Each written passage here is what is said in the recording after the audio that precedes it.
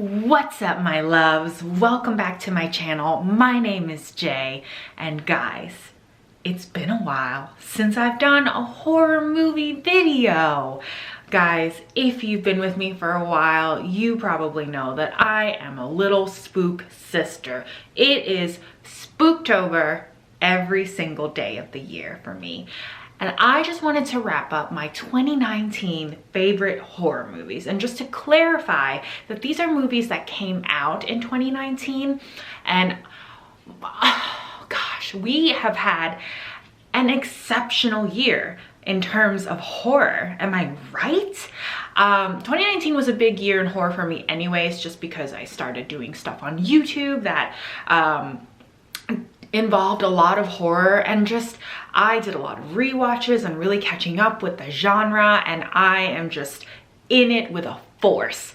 And so for the movies that I watched that were produced, that were premiered in 2019, it was a small amount, if I'm being honest. Because horror is such a big part of my life, but also a very singular part of my life, I don't have a lot of people I can share it with. I have my select friends, but you know, we're all busy, we're all adults, and we can't always get together and watch a horror movie or go see a horror movie in the theaters. But I did see some exceptional ones, and I will provide my ratings just as a frame of reference. My ratings are from 1 to 5 stars, and if you've known me for a while, you know that anything 3 and above is an enjoyable watch, maybe with some caveats. So let's jump into it. So my first movie that I want to talk about is Child's Play. This is the modern reboot of our very favorite classic, Child's Play.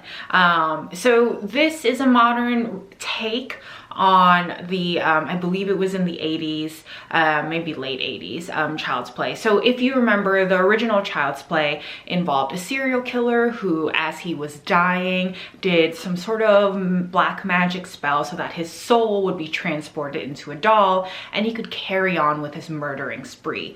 In this modern 2019 remake, however, there is no magic. It fully relies on the diabolical nature of technology.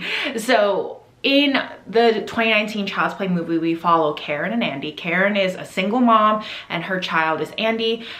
He is hearing impaired, and for his birthday, he wants a buddy doll, and he gets a buddy doll. And so what happens with this buddy doll is that because the technology is so advanced, he becomes self-aware and starts acting on his own so that he can become as close as possible to Andy. He wants to be Andy's forever friend, perhaps like his only friend. Guys, I'm going to give this movie a 3.75 out of 5 stars. I really enjoyed it, and I really enjoyed the modern retake or modern take on it. I do miss the magic part of it from the 1980s version, but you know, whatever. We've got to move on from that. I do also think I docked some stars from this just because I don't know that Child's Play really needed a reboot. I will say, Mark Hamill plays Buddy the doll, and he did an amazing job as a voice actor. Oh my goodness, I loved it so much. And another thing that I really loved about this movie, even though she didn't play a huge role, was Aubrey Plaza as Andy's mom. I don't know what to tell you. Aubrey Plaza gets my nether regions tingling. She is a hot mama, that's for sure. My absolute favorite.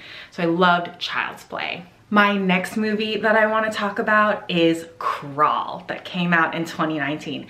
Guys, Crawl. I actually saw this very recently, so I cheated a little bit, but I wanted to catch up on this movie that had been getting a lot of hype from a lot of notable horror movie reviewers, specifically the Film Flamers. If you've never heard of the Film Flamers, I'm a big fan of their podcast. I'll include it in the notes below if you want to check it out. They do amazing film movie reviews or horror movie reviews. But Crawl follows Haley, a competitive collegiate swimmer, and her father. So what is happening is that she's down in Florida in college as a competitive swimmer, and a hurricane is approaching. She hasn't heard from her father. Her and her sister are getting nervous. So what she does is she agrees to go down to her father's house to check on him while this giant hurricane is approaching. So they get, or rather she gets down there and she finds him unconscious, and it's obvious that he has a nasty bite on his shoulder. She's very panicked about this, and they find out that there are gators in this crawl space that her father is trapped in, and now she's trapped in there too. Guys, what I loved about this movie, first let me tell you, I'm gonna give this a 4.25 stars. I loved this movie. This was very much a creature feature kind of film. And it's been a while since I've had like an alligator horror movie experience, not since Lake Placid. And guys, if you haven't seen Lake Placid, it's a freaking classic. I don't know what you're doing.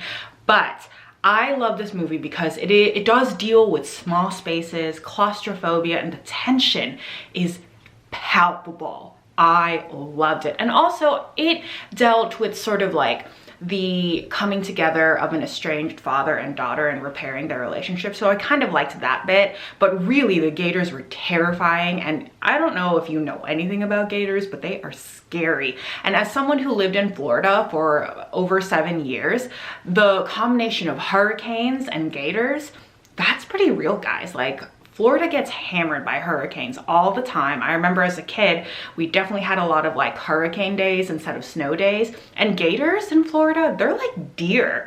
They're everywhere. So this movie, what I really enjoyed about it was that I'm not gonna say it felt entirely real, because the chances of this situation happening are probably still pretty slim. But as someone who was a former Floridian, this gave me anxiety, guys. And I lapped up every bit of that anxiety. Crawl was a magnificent horror movie. I should also mention that I loved the dog in Crawl. I am a sucker for dogs in movies, and this one was no different. Guys, the next horror movie that I want to talk about that came out in 2019 was Annabelle Comes Home. Guys, let me tell ya, if you know me, you know that I love this universe. The Conjuring, Annabelle, anything that James Wan touches, even if he produces it and that's it, I'm gonna check it out. And Annabelle Comes Home is no different, because who can resist an Ed and Lorraine Warren story? And so Annabelle Comes Home is basically about sort of the aftermath of bringing the doll Annabelle home.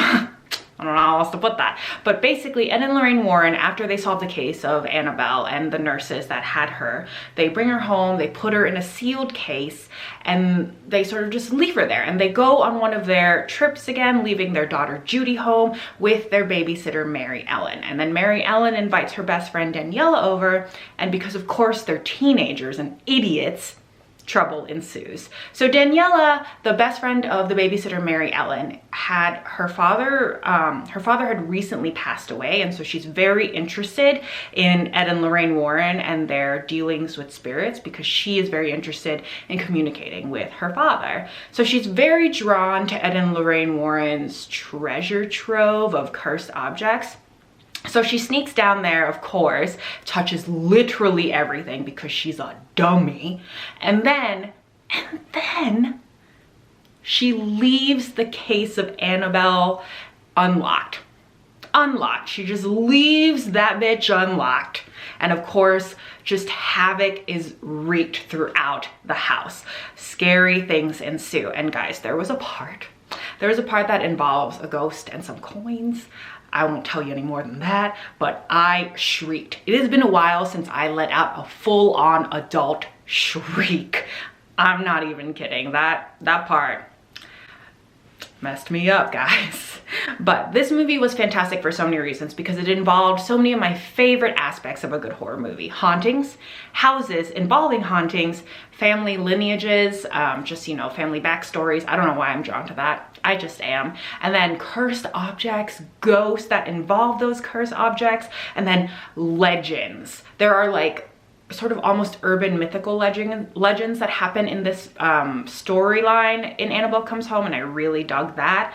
And I just love a good Ed and Lorraine Warren story. So I really enjoyed the heck out of this movie. Another movie that really took me by surprise in 2019 was Brightburn. Guys, 4 out of 5 stars to Brightburn. Yeah, high rating. I wasn't expecting it. So if you're not familiar with Brightburn, it's basically like a superhero, Superman specifically, Superman horror story.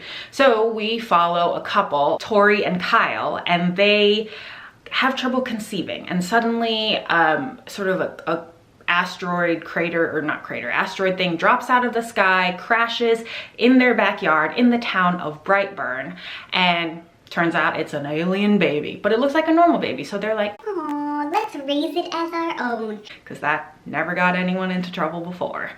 Well, so they take the baby home, they raise it as their own, and eventually, as the kid is nearing puberty, I believe around that age, the ship that he crash landed onto Earth with starts transmitting messages to him, and his like dormant alien nature starts waking up, and he becomes increasingly volatile, increasingly violent, and definitely freaking creepy. This movie was good. I was not expecting it to be much of anything, to be honest, but it was so scary just because kids are scary, and when kids decide to be scary, they succeed at that. I don't know. There's something about children that, like, they're supposed to be innocent, so when they take a turn for the scary, it really hurts me. Basically, there is no happy ending in this, unlike Superman. And you know, it's just so good because it takes it there. It is violent, it is gory, it is surprising, and I enjoyed the heck out of it, honestly. The next movie that came out in 2019 was ultimately, genuinely one of my favorites. It is Ready or Not. Guys, if you have not seen this movie and you enjoy horror, especially a little edge of comedic horror, this is the movie for you. This is your sign. Go out, rent it, order it. I don't know how you watch your movies. I still rent things from Redbox like an 80-year-old, so that's me. But Ready or Not was excellent. So basically we follow our main characters, Alex and Grace. Grace is especially the main character. They're engaged to be married, so they go back to Alex's family estate to get married. And the night, their wedding night, they find out, or rather Grace finds out via Alex, that she has to play a game. It is quote unquote sort of like an induction, an initiation into the family. And that game quickly turns into something dangerous and terrifying. Guys, this movie was so good. It's action-packed, it's fast-moving, and it's badass because Samara Weaving, the main character, she actually is also the main character in the movie The Babysitter, one of my all-time favorites. She does not fail to please in this movie. She is a badass female trying to make the best out of her relationship, and out of her situation, and she does it, dude. She really does it. She rises to the occasion and fights back, and I won't tell you much more in case of spoilers, but the game that she has to play is hide and seek, basically, and apparently this has been a generational thing where like everyone who marries into the family has to play a game. So there are supernatural deals, there's family lineage stories, there's a lot of things in here that I really love, and like I said earlier, the comedic edge to this movie, really excellent. Did I tell you how much I rated this? This is a 4 out of 5 stars in case, or 4.5 out of 5 stars in case I didn't say that earlier.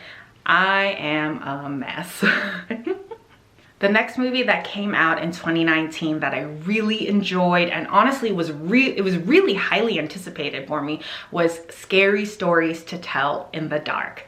Guys, I mean, this hit my little horror heart right in its home. I mean, I grew up reading the books that this movie was based on. It's by Alvin Schwartz and it's by the same title. And those stories, guys, scary. They still scare me as an adult. And these are children's books. Oh God.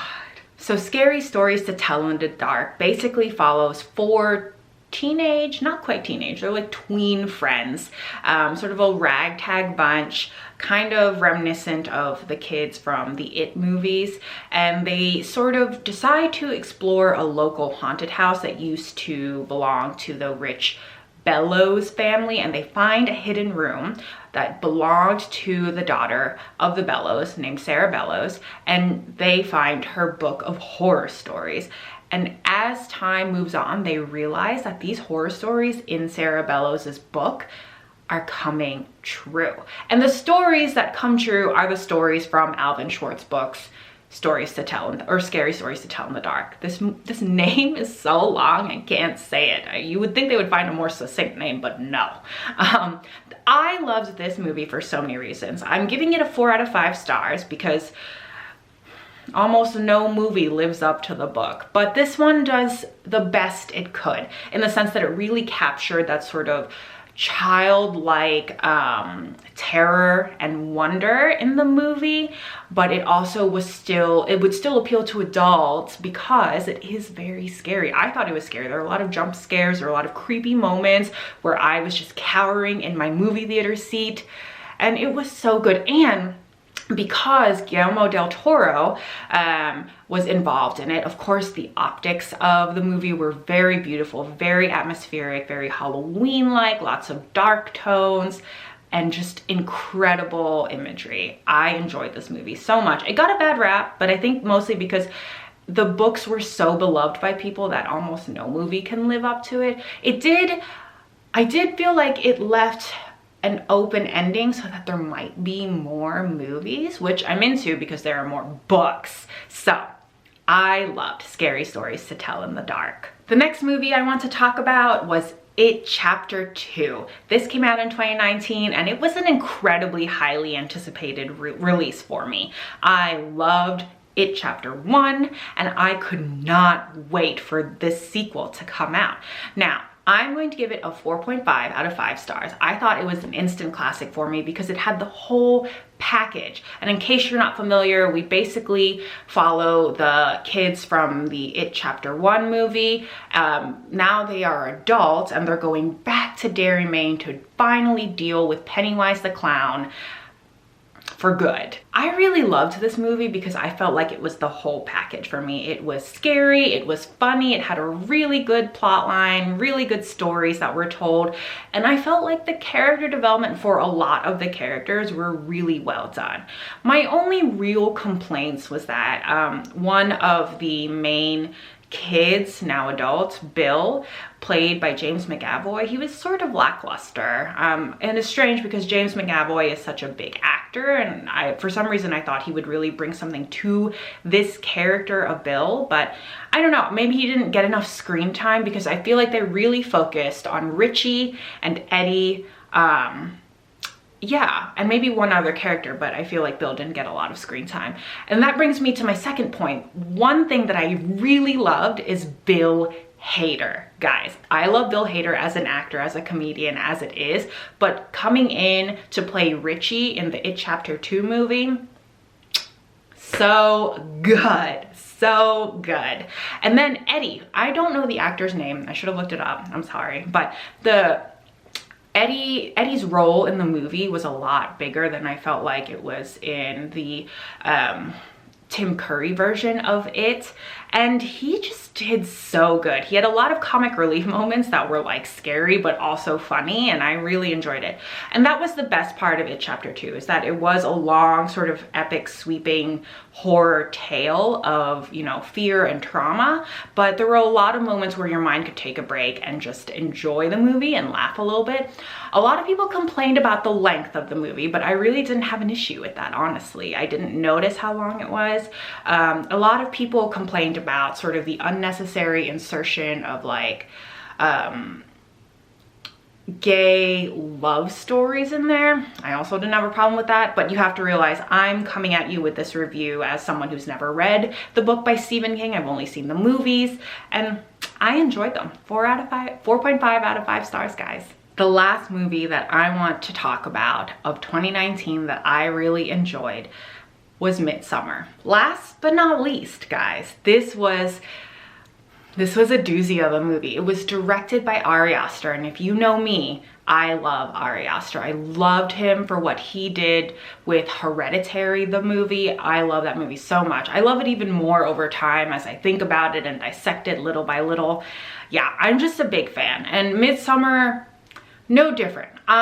So Midsummer, we follow the main protagonist, Danny. She is traumatized after her sister kills herself and her parents. So in the wake of that devastation, she is just dealing with her grief, and she decides to go with her emotionally distant boyfriend on a trip to Sweden because her boyfriend is in sort of like a scholarly cohort for anthropologists. I think they're all in grad school. And one of their cohort, one of their group of friends, his name is Pelle, and he is from Sweden and has invited all of them to go to this midsummer celebration that only happens every 90 years. So they go with intentions to experience this, write about it in their anthropological theses, and it's just, shit gets cray, guys. It gets cray. I don't even know how to explain that. I don't want to go through like the intense parts of this movie because it will spoil things. Like, that's basically the only recap I can give you because there's just so many things there that happens. So I decided to give this movie a 4.25 out of 5 stars. It was an excellent movie. It's definitely more of like a thinker. It's not your stereotypical like jump scare, ghost, etc., things that I'm naturally attracted to. This movie was very good because it dealt with, Ari Aster as a director is very good at exploring themes of grief and how that affects you as a person and how ultimately terrifying dealing with that is, and also consequently trauma. And so this movie dealt a lot with tropes of grief and then also empathy. One of the best things at the end was that Danny finds a sort of a better way in her life to get more empathy, and it's not with her jerk boyfriend, let me tell you that. So that's really all I can say without giving things away. Another thing that I really liked about this movie is that this movie almost 100%, like I would say like 95% takes place in the daytime. This is daytime horror. There's no real like moments where like scary things are happening at night, which is very interesting. And then there were also parts of the movie that kind of felt like an acid trip, and normally I'm not necessarily attracted to those movies just because parts like that, when they sort of simulate a drug experience, they tend to sort of drag on, and I just want to get to the point, guys. But Midsummer and Ari Aster's expertise and the way he directs did it very well. I feel like it only added to the movie, and I've always been fascinated by these midsummer sort of like pagan rituals, so this movie was really great. I will say that it is deeply unsettling and not for the faint of heart. There is one moment where they flash certain images that, man, stuck with me for a little bit, I'll be honest. But if you liked Hereditary, you will absolutely enjoy Midsummer. It is definitely a different style of horror movie, but an excellent horror movie nonetheless. I recommend it highly. And that's it, guys.